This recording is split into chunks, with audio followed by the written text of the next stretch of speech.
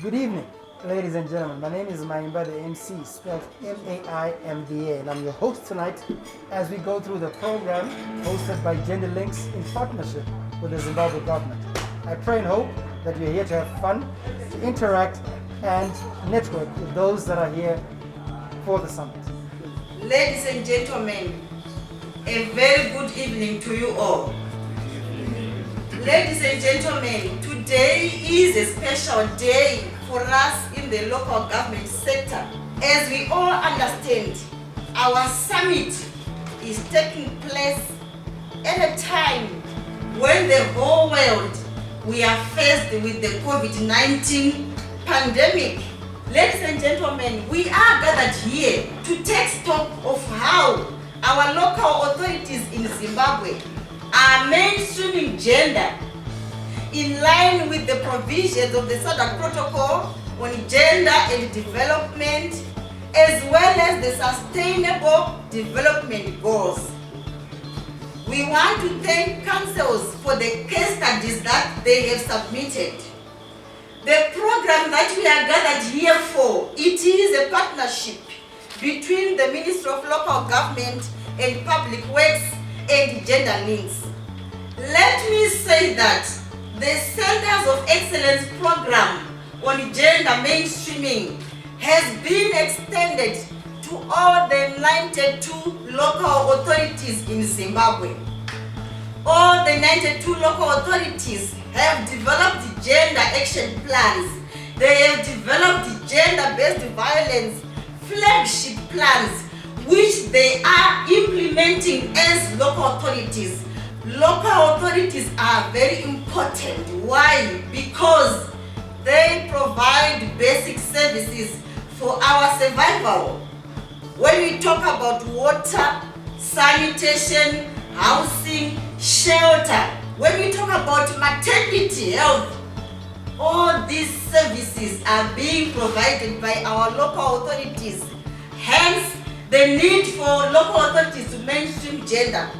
We have a national gender policy as a country as Zimbabwe. But the effects of the national gender policy, the results can only be seen if our local authorities in Zimbabwe are mainstreaming gender. Let me move on to our presentation.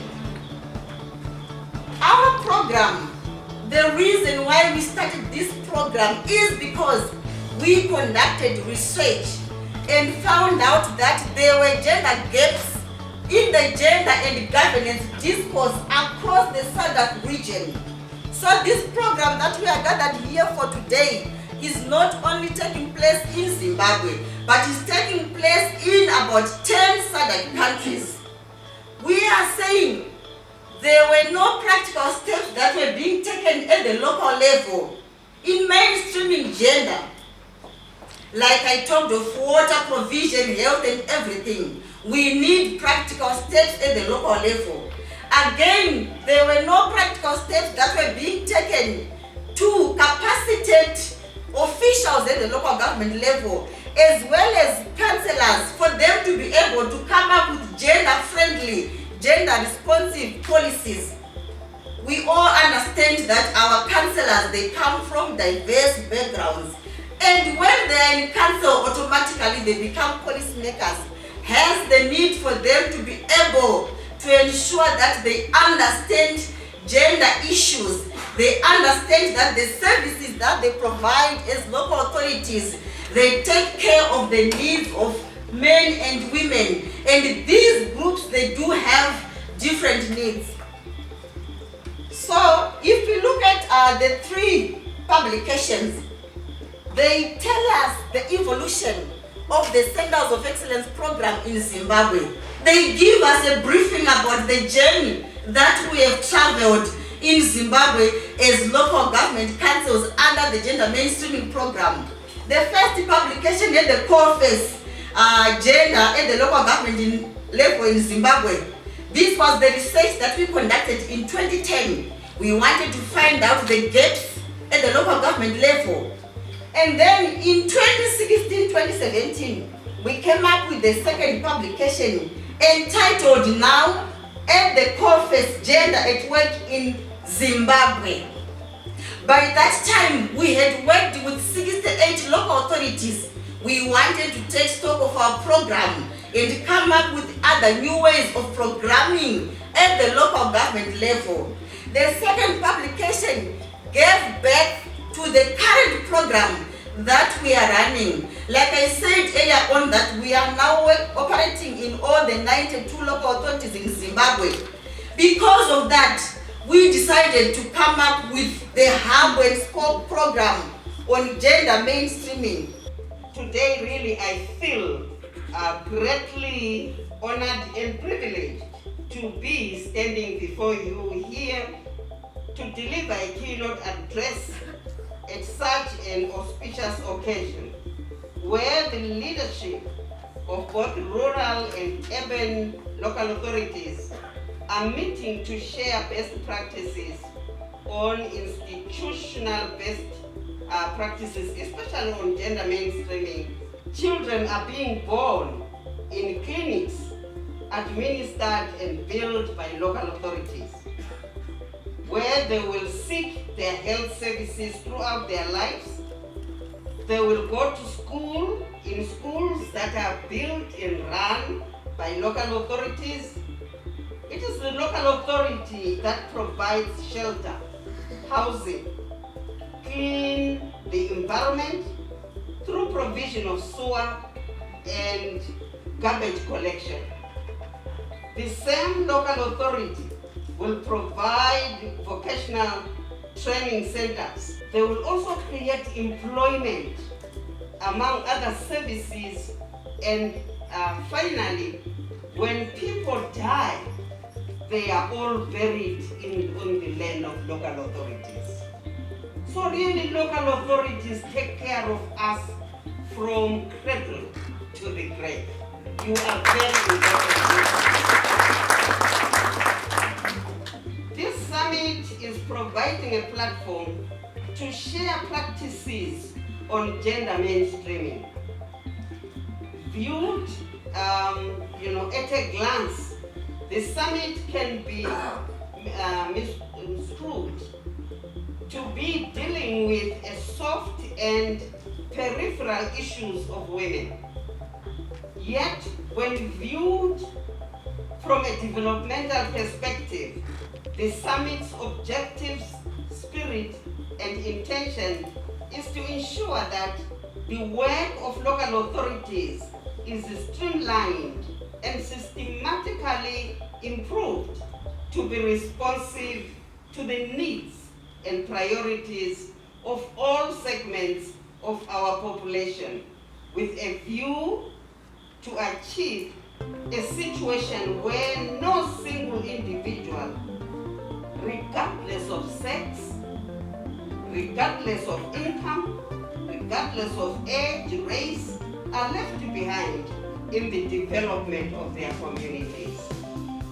Gender mainstreaming is the strategy for making women's as well as men's concerns and experiences an integral dimension of the design, implementation, monitoring, and evaluation of policies and programs in all political, economic, and social spheres. Women, men, boys, and girls benefit equally from all our interventions, and inequality is not perpetrated.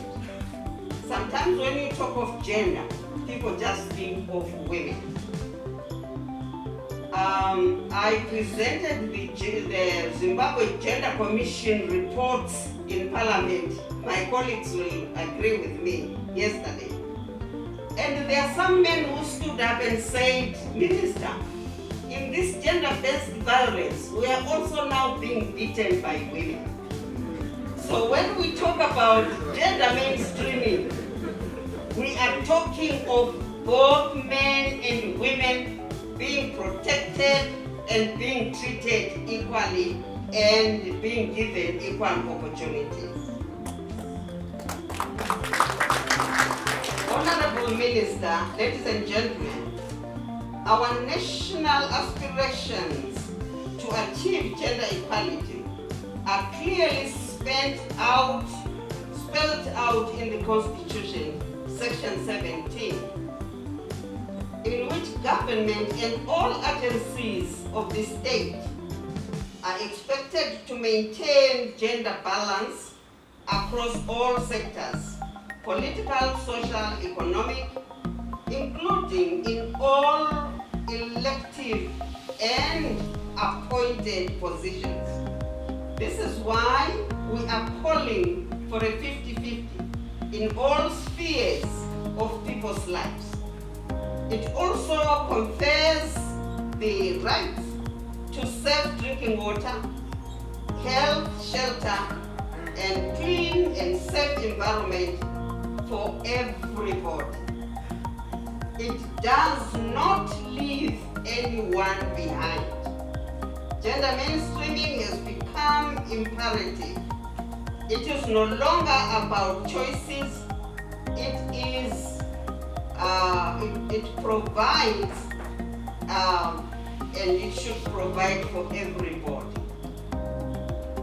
Beyond our local level commitments, government has ratified and acceded to several international and regional instruments on gender equality and women empowerment, whose actualization is possible only through our concerted national effort, and in particular when local authorities whose work affects everyone daily is realized. Minister, let me just add here that when I look at the percentages of women representation in business, in local authority, in government, in NGOs everywhere, local authorities are the worst. Only 13% of councillors nationwide are women. So I think this summit is very, very important. I want to say congratulations, Minister, and the gender links. I think it's very, very important because we really need to improve the involvement of women in local authorities. Honorable Minister, ladies and gentlemen, I'm indeed happy to be here with you today and will not conclude without stating that gender mainstreaming is the only strategy that will help us go a long way towards achieving equality. What I'm concurring with is that gender is very important. It's very important.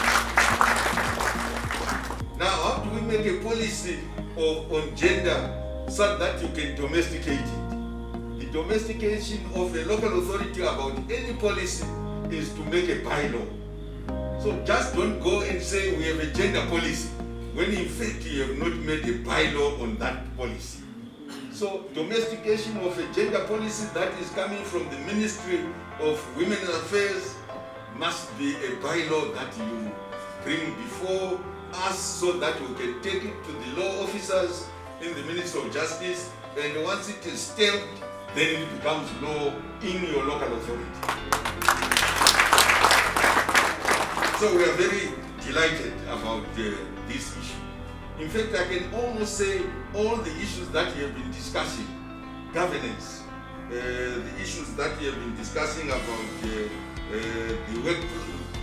workplace policy, that all these issues, if you really want to have the rule of law, the Constitution of Zimbabwe has given you the ability to domesticate everything. Your Rural District Councils Act, your Urban Councils Act, even on governance issues, you are allowed to reduce it to a bylaw. That means it's no longer just binding for you as officers of government, of the local authority. It is binding on your supervisors, who are the mayors, who are the chairmen of councils, who are the councillors. Once they have domesticated it, now it becomes law. And in fact, when you have done that, just like any other bylaw, it means all the citizens in your area are now bound by the law that you have enacted.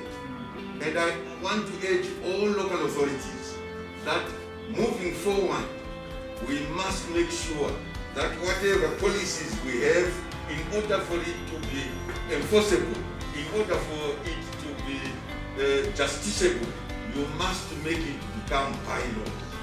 Just as government, when we have international law, and I'm sure every year, including this year, the Minister of Women's Affairs goes to New York, whether virtually or physically, and they go and discuss a lot of issues regarding gender. But it's not law for Zimbabwe until it is domesticated. So we urge you to do the same. I'm happy that in your menu you have climate change. Climate change. Climate change does not only come as climate change, it comes as disasters in a lot of cases. It comes as cyclones, it comes as droughts, it comes as landslides. And when you are thinking about all these things, and you are thinking gender, and you are thinking youth, and you are thinking about what we must do, you will find out that if you think about women and what suffering they end up getting, you will do it better. You will build back better, and you will rescue them better.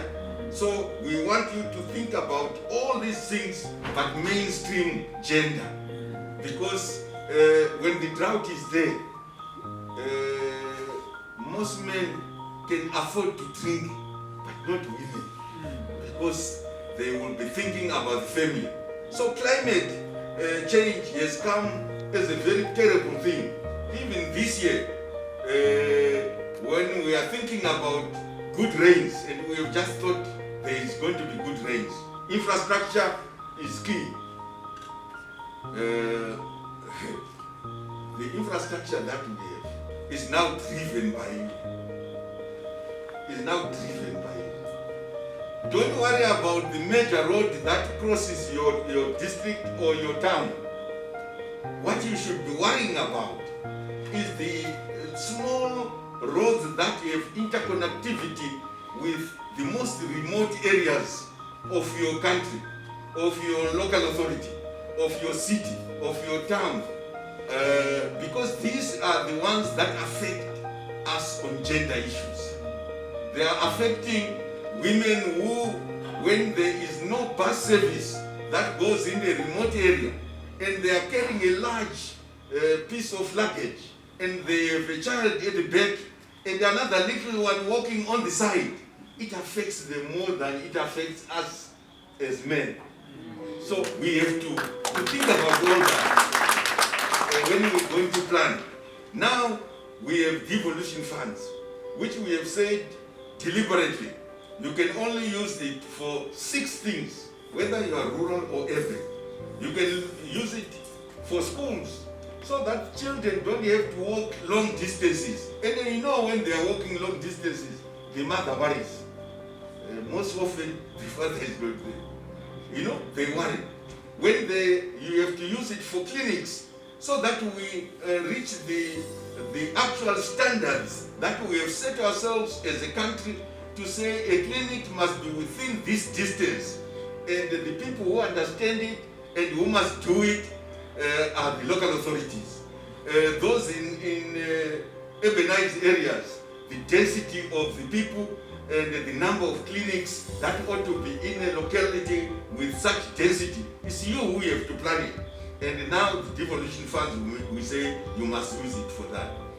Water and sewage, you must use. And we know right now, as we are doing COVID-19, one of the major things that has come to light, obviously she's cleaning, but washing is absolutely necessary. And we have said, as local authorities, please use as much as you can of your devolution funds to make sure there is water. For instance, we are saying schools are opening. If you get devolution funds, and you know you are going to get it, don't worry that it is delaying, but you are going to get it. You are going to get the 2.9 billion. I know you have got only 189 million right now, but the 2.9 billion is going to come. So plan such that every school, every clinic has some water nearby. You can drill boreholes, you can dig wells, and you will think that it will help not just the school, but it will help the community. And the community that is looking for water is mostly women. And so you will be doing a job that will make us plan with gender sensitivity. And we are saying infrastructure is key. And the next thing that we have said, you can use your devolution funds is social amenities. Let our children have some playgrounds. In the urban areas, I know that when the excise duty on liquor, when liquor was opened up such that Buku can come in the urban areas, a lot of you abandoned your social amenities. And now the government is saying through devolution funds, use your monies to open up space for your social amenities in the rural areas, in the urban areas. When I'm saying in the rural areas, they are urbanized rural areas. Your business centers, your growth points, your rural service centers, both in the communal areas as well as in the commercial farming areas. Open these up so that your children can have these social amenities, but not just the children, all of us, but women especially, because most men will move to urbanized larger areas. So we encourage the local authorities to do it. On health, I must comment, we have something like 1,500 to 1,700 clinics in this country. And the majority of those clinics are under the local authorities. I know some of you have mainstreamed and made sure that even these COVID funds, because we have had to divert funds that should have gone for a lot of other infrastructure. We have put 3.3 billion right now, which the Ministry of Finance has budgeted. And the other partners have budgeted so that we can spruce up our clinics, we can spruce up our hospitals. But for you in the local authorities, let's do everything that we can in order to spruce up the clinics. And you know who will be saved. You know who are the mothers who need to give birth in decent circumstances. So a lot of you have done it. For the bigger local authorities, you are the only ones who are allowed by law to have infectious diseases, hospitals or clinics. You are the only ones. In the Health Act, central government cannot have infectious disease facilities. It's you. And a lot of you had neglected these infectious diseases. From Harare to Bulawayo, Gweru, Mutare, all of you had forgotten that you are the only authority in this country who have to deal with infectious diseases. And now this COVID-19 has given you the opportunity, and government is willing to work with you. But I'm saying your mainstreaming of gender issues, you should actually put your gender budgeting at the forefront and describe it, not in a very terrible manner. Describe it so that you give us a scale.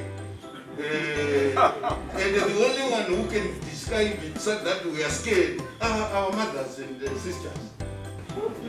Councils are made up of two people, councillors and management. The councillors have to campaign, you have to communicate with the community. Councillors have to make sure that they are in touch with the electorate. But that electorate does not want a councillor who cannot communicate the reality on the ground. Councillors who don't communicate the reality on the ground will make those councillors lose, or their party will also lose. So, but councillors cannot communicate correctly unless the management, which is you town clerks and your officers and chief executives, if you cannot put things right and know that you, even if you are not being elected, you are serving the people.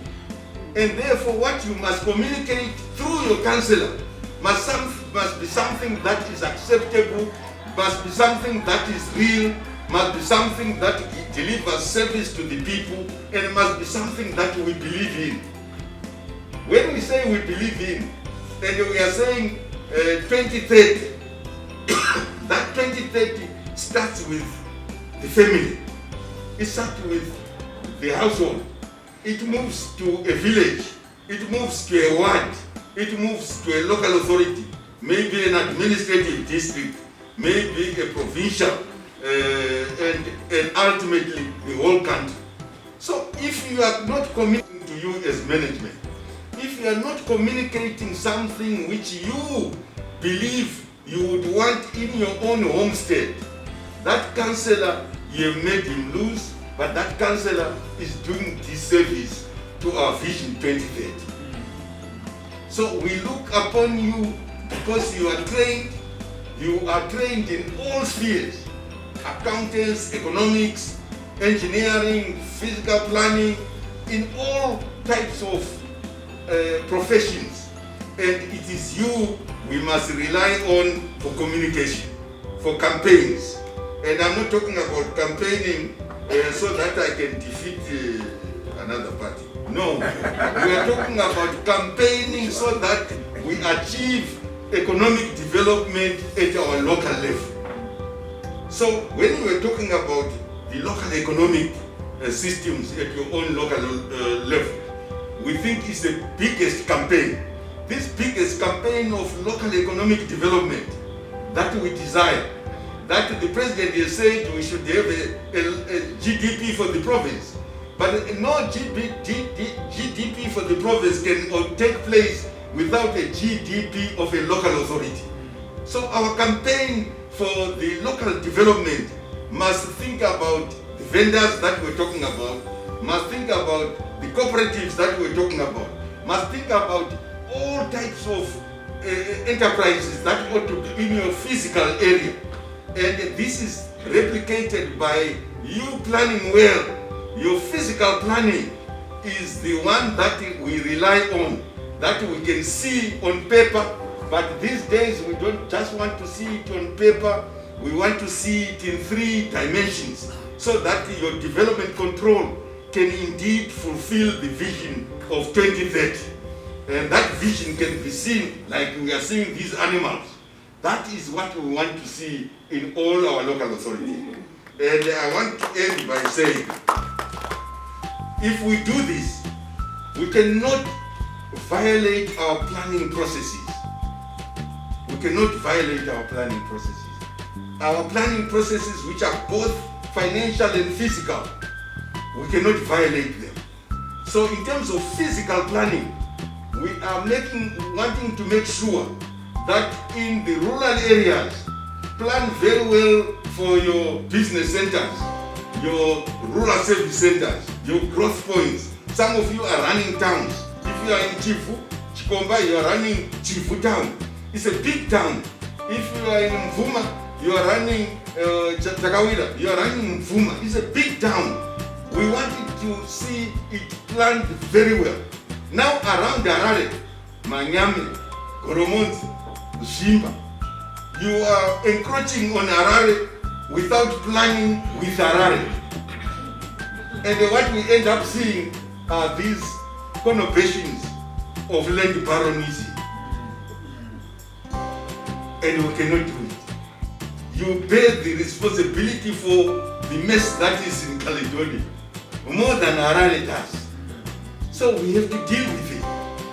And we have to deal with decisively. And that's why this government, led by our president, our vice presidents, are violently opposed to land baronism because it's there violently, and they should go and deal with it in the same manner. And we think that those also, you have seen space of arrest, and we admonish people before these arrests.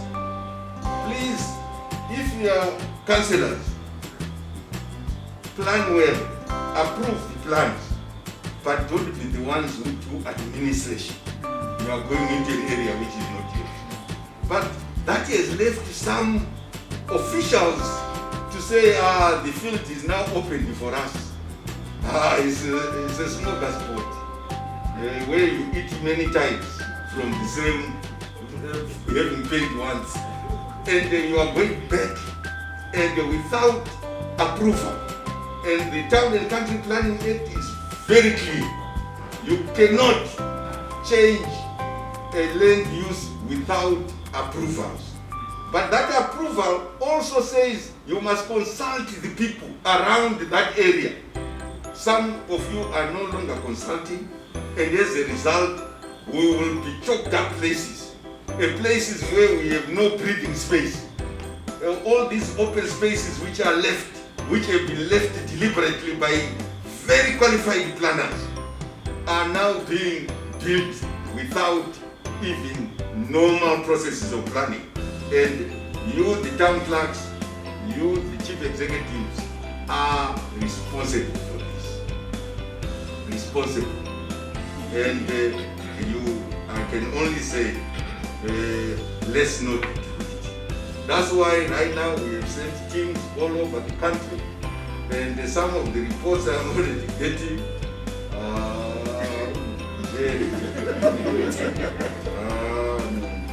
but I don't want to spoil your food. I want to thank our colleagues in Gender Links. I want to thank the Ministry of Women's Affairs, Community and Cooperatives. All those who have been participating, because I think this is an eye-opener for me. It's an eye-opener, and I'm sure my colleague, Minister Nyoni and PS from industry, because this is where the industry is. This is where all the business is. Whether it's in mining, it's in industry, in cooperatives, in every business of Zimbabwe is in these people who are here today. So I want to thank you for this, and we hope that this becomes even more concern for you. And lastly, I know that women are getting powerful, Mrs. Simon, and especially women in local government. I see that they have already said I should invite the president for another thing in Victoria Falls. It's called Women in Local Government. And let's continue with this march. Let's continue, and we hope that we can increase the number of women in local government from that meager, how many, 13%? Yes, to something closer to 50% or more. And the march is required, and we want to do that very well. I thank you.